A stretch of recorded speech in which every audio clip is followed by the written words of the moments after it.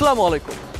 পবিত্র মাহে রমজানের যতই দিন গড়াচ্ছে রাজধানীর টার্মিনালগুলোর চাপ ততই বাড়ছে। মানুষের ঝোঁক বাড়ছে বাড়িতে যাওয়ার, ঈদ পালনের। আর যাত্রাপথের এই খুঁটিনাটি খবরাখবর নিয়ে আপনাদের জন্য আমাদের আয়োজন শুভযাত্রা।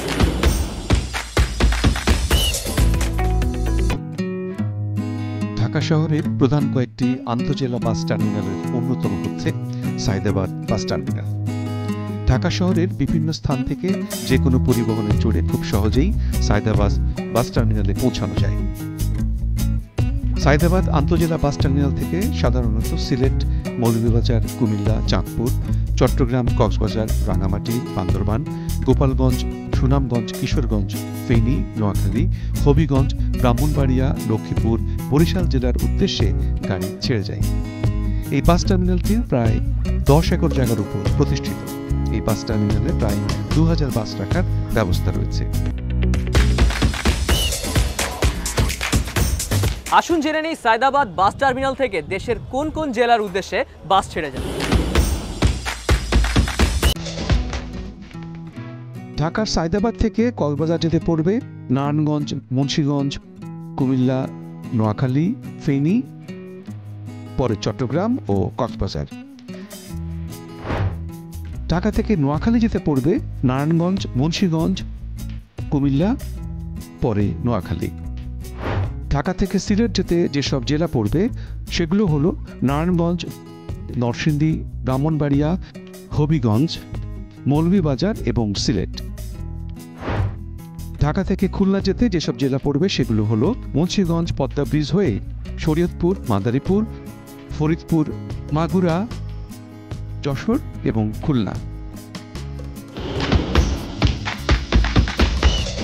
আসসালামু আলাইকুম। ওয়ালাইকুম সালাম।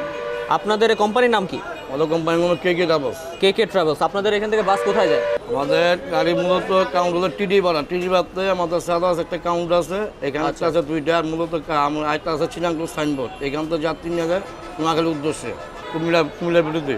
কুমিল্লা বিরতিতে কতক্ষণ দেয়? 20 মিনিট।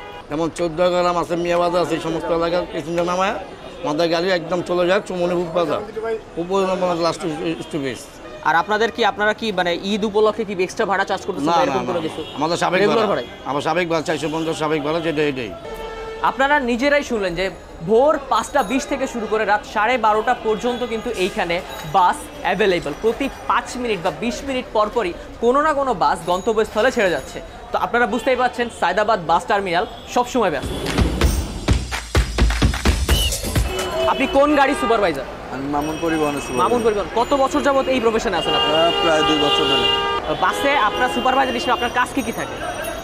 আমাদের গাড়িতে কাউন্টার, গাড়িটা মনে করেন যে কাউন্টারে লাগানোর পরে অনলাইনে টিকিট বেচার পরে আমরা প্রত্যেকটা কাউন্টারে যাই আর কি, যাত্রীগুলো গাড়িতে উঠাই। যাত্রী উঠানোর পরে এখান থেকে ঢাকা থেকে বেরোনোর পরে আমাদের গেট লক হয়ে যায়।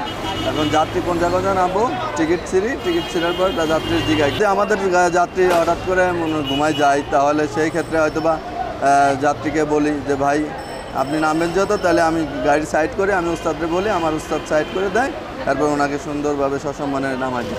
রমজানের এই যে প্রেশারটা, এই যে অতিরিক্ত বাড়তি চাপটা, এটাকে আপনি কীভাবে দেখতেছেন? এটা যদি সুপারভাইজার অ্যাভেলেবেল থাকে তাহলে চাপ থাকবে না, আর যদি সুপারভাইজার কম হয় তাহলে আমরা ডেলি ঠিক থাকবে আমাদের। চলে এসেছি অনুষ্ঠানের শেষ পর্যায়ে। এবার ফিরতে হবে। খুব জলদি দেখা হবে নতুন কোনো এপিসোডে, নতুন কোনো তথ্য নিয়ে। আপনার যাত্রা শুভ হোক, শুভযাত্রা।